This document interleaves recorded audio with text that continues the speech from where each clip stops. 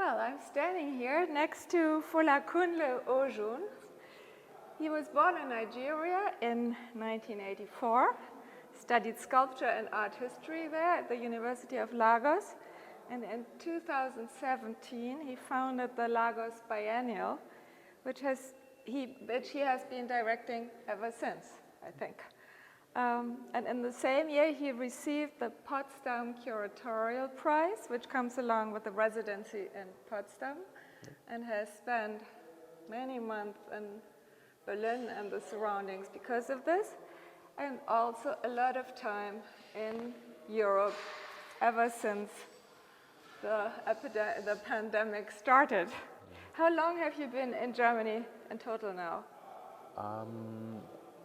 About 13, 14 months. And then you spend most of your time not in Munich, but in Berlin, in Frankfurt, and a lot of time in Paris, because I won a curatorial residency during this period, and I spent a couple of months in Paris.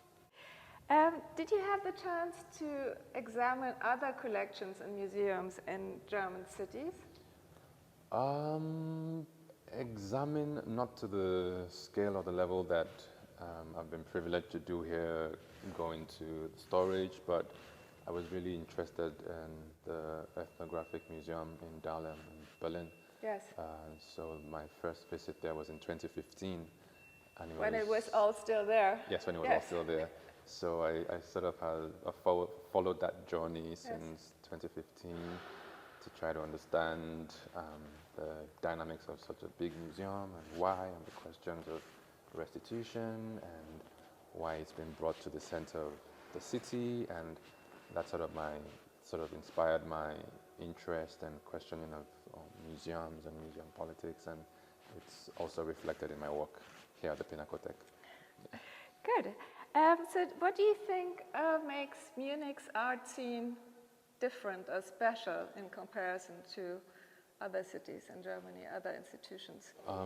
I would say it's the attachment to the heritage, and I mean everywhere you go in the world there's obviously an attachment to the heritage, but I think the scale and the depth of the collections here, historical collections, and how well they've been kept, and the different categories, and now with the contemporary art spaces that are beginning to pop up, which are like an accent, and there's always that debate between the old and the new, and I think Munich as a city on a larger scale gives sort of a backdrop to all of this, and there's this very pristine, clear and clean way about things here that it's just really, for me, it's intriguing to see people's connection with art.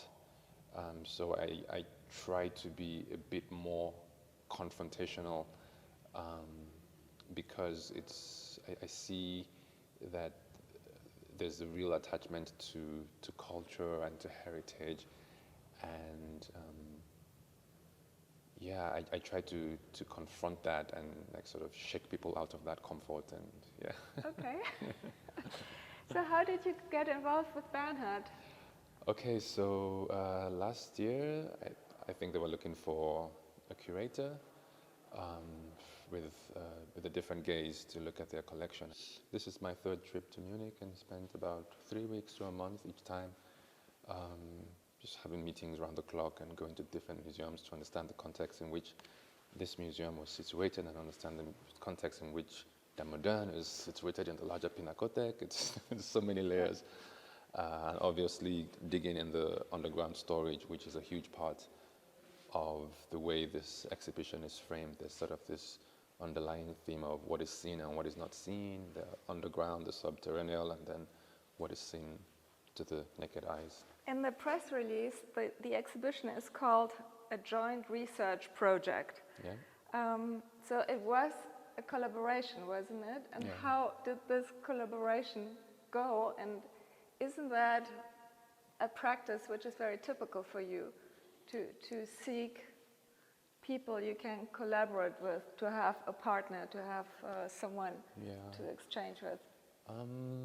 I'd say like in my practice as a curator grew out of a frustration of being an artist, like in my own society and making works just for art's sake, and I was really concerned about community.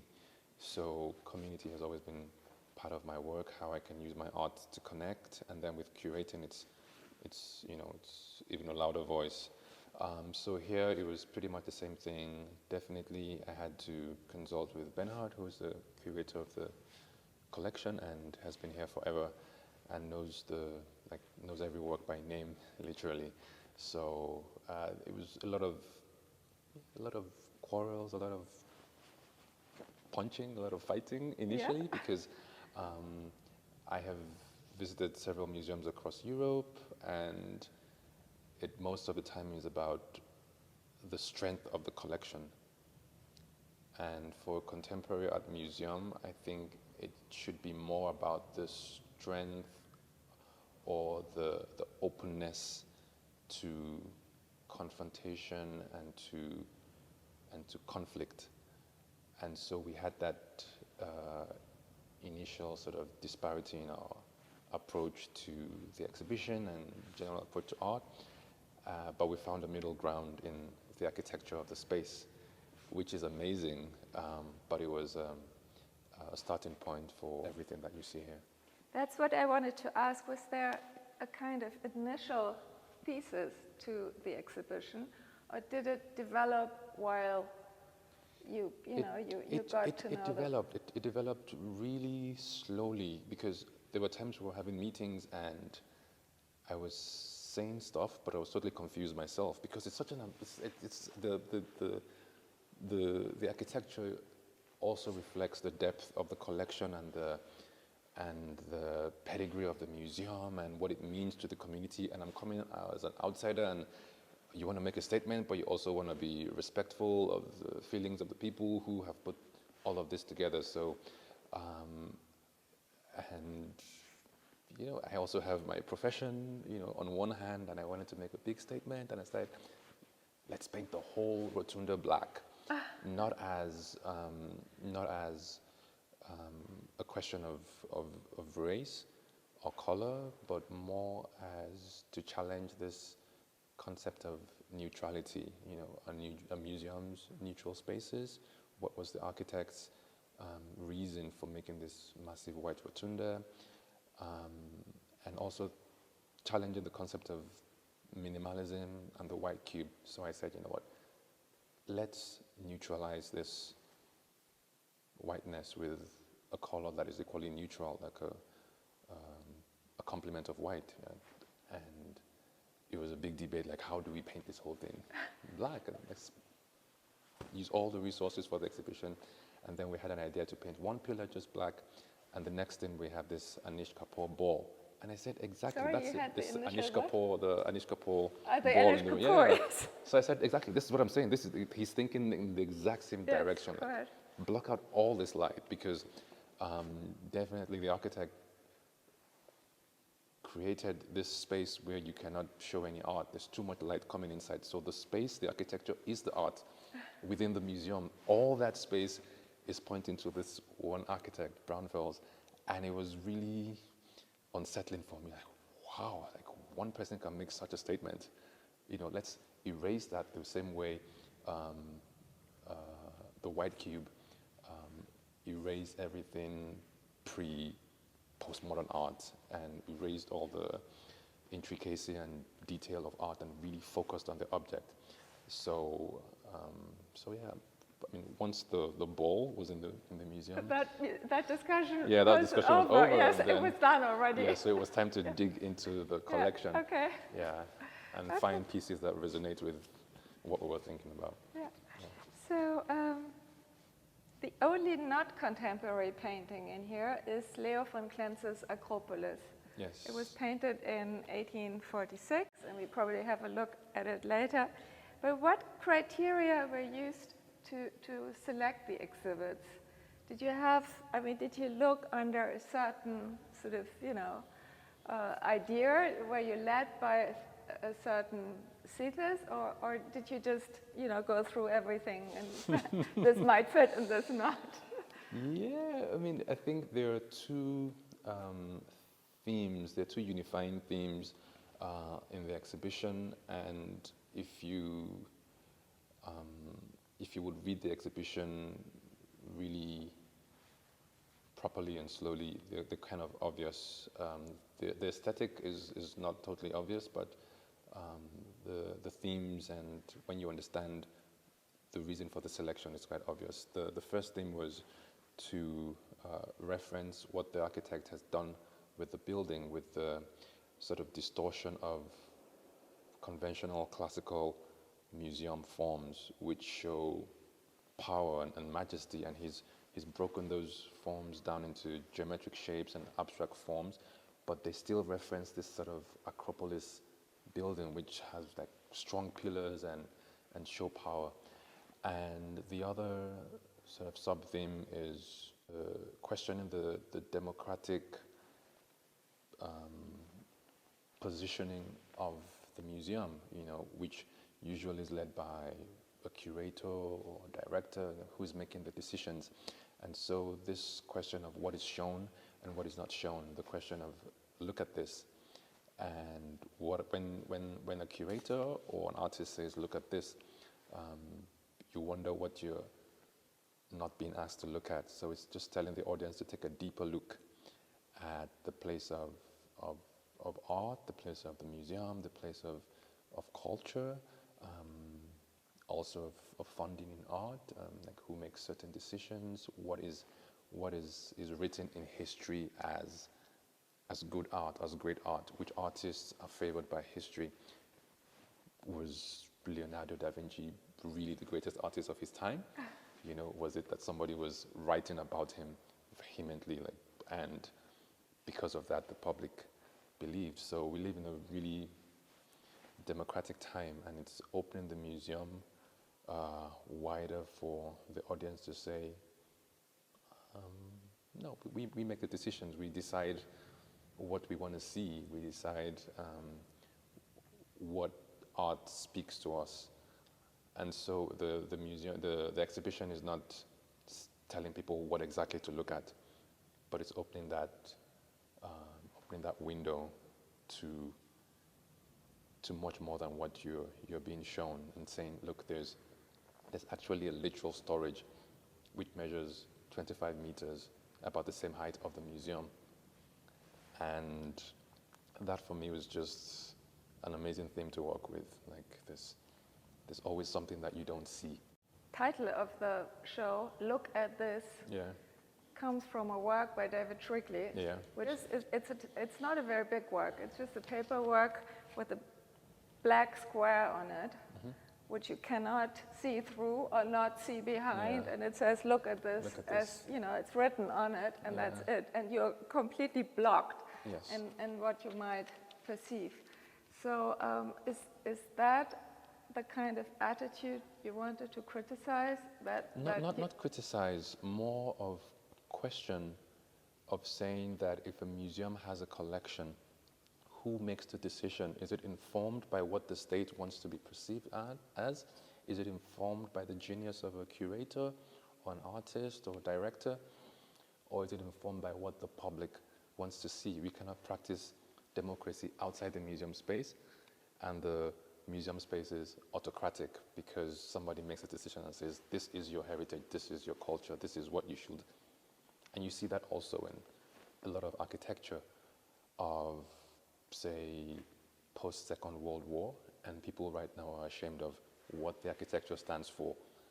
And so you constantly have to have exhibitions that question, that propose new ideas, that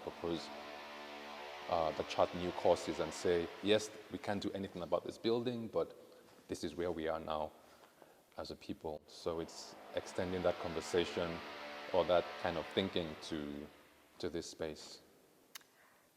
Great. Then did you, with the exhibition, want to stimulate thought mainly, or did you also want to provide answers? No answers. No answers, okay. The answers are up to us, to the individual. Yeah. Good. Okay. And then a last question in this context. Do you think African museums look much different nowadays from European museums? I don't know many. I only have seen some in South Africa, and that's a very white dominant culture. But do you think that there are in Africa very different approaches to present art? Wow, that's a really tough one. I would first say that a lot of the museums that you find in Africa are state-run, state-owned national museums, which are really archival places for heritage and for culture. There are very few contemporary art museums, and obviously the scale of the infrastructure is nothing close to like the kind of mega museums that you have in Europe. But when you talk about the sort of activations and the art that is shown there, contemporary art and performances, I would say it's more vibrant and robust and elastic. Yeah, I mean, you think about the Zeitsmoker in South Africa and the performances that they have. You know, you have less bureaucracy. There's a whole lot more can happen spontaneously. So, I mean, my initial attraction to this piece was just aesthetic. I'm super obsessed with horses. I'm a sculptor myself, and it's a super beautiful form, and it was really intriguing to see the distorted forms of a horse. They match the thought behind the architecture of the design of the museum. And even though the different casts or mold, as it were, of the horse are separated and distorted, you can still feel the presence and the majesty of this beautiful animal. And that's exactly what I was saying with the design of the architecture. Even though the forms are distorted, you still feel that you're in this majestic space that really, it sometimes is overwhelming to walk into this space, into that rotunda. And yeah, what I was saying about the black ball, it totally killed that. It's like really low ceiling now, and yeah, so. But there are, I mean, it must have been a horse sculpture with someone riding on it, no? Yes, because yes, there's an arm and. Yeah, definitely. The artist I don't see a head. I see more than two arms. Yeah. So The artist had a different intention for taking the mold of public sculptures, and it's really about the shell of things, casings of things. So this looks like the positive cast of a horse, but it's actually a mold that was taken off a public sculpture. The positive will be in here if you were to take another cast of this. So that's what the artist was playing with. But for me, I saw something totally different. I saw a horse standing in its full regal nature. Yeah. This piece is by Victor Ehikameno, who's a Nigerian artist, and I think someone you invited. Can you tell us a little bit about this and what is going to happen with it? Okay, so this is an installation, a new commissioned piece by Victor Ehikameno titled Vadoge. And Vadoge in Edo, culture in Nigeria means come and see. So it's a masquerade. It's the individual masquerades. There are 4 of them that are going to adorn the facade of the Pinakothek der Moderne on 4 pillars. And the masquerade is something that it's a spectacle. And in the community, when the masquerade comes out, it's not very often. So you say, Vadoge, come and see this spectacle. And they usually, the thinking is that there's a human being in the masquerade because it goes up really high, sometimes higher than this. Really? But there are occasions which I have seen with my naked eyes that the masquerade will crumble and there's nothing inside. So there's this spirituality that's attached to it. And so it says, come and see, but see exactly what? To see the outside, to see the shell, or to see the human being inside, or the spirit behind the human being inside, or it's supposed to be an ancestor. So all these questions, and then the masquerade in this exhibition measures the entire height of the museum, which could be mirrored to the subterranean, which is the size of the storage of the museum. Okay. And as a spiritual being that the masquerade is supposed to be, it's there, but it's not there. It's you've seen it, but there could be, or there is a spirit behind this. So it's also the question of seeing and what is not being seen every time you see. So it's a reference to Yeah. look at this, Yes. but it doesn't have the pointing No, it's not finger pointing. involved, but it's much freer and much more. Yeah, and also we wanted, the reason it's on the exterior of the museum is back to the design of the museum. I had huge problems with this temple-like feeling on the interior of the museum. And then on the outside is this concrete block that, in my own thinking, is really, really sort of modest and Calvinist. It almost disappears into the landscape. And so I really wanted to announce that this is here. Look at this. This museum is here. This massive thing, this humongous museum is in this place. Look at it. It is here. And the masquerade attracts. I think it would attract that kind of attention. This is Gerhard Richter's Sargträger, very early piece by Richter, which has been in the collection since many, many, many years. Why did you choose this piece? Okay, I must start by saying that we were not looking at artist names before making the selection. Okay. It was just a very organic going through the collection, and I like this resonates. And so I saw this piece, and it is an intriguing piece, it's an intriguing picture to look at.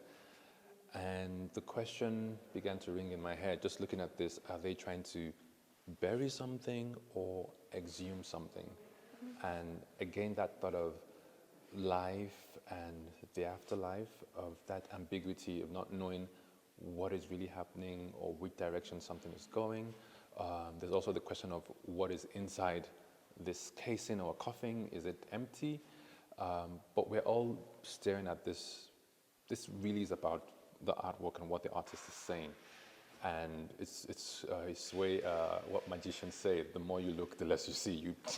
You can stare at this all day, but you really do not know what is happening in this picture. And I mean, the subjects are wearing a uniform. They look super important. I cannot tell without having... the graffiti there in the corner, which nobody knows what that means. Yeah, so there's an extension from the artwork to the artist. You can never get rid or eliminate the person of the artist.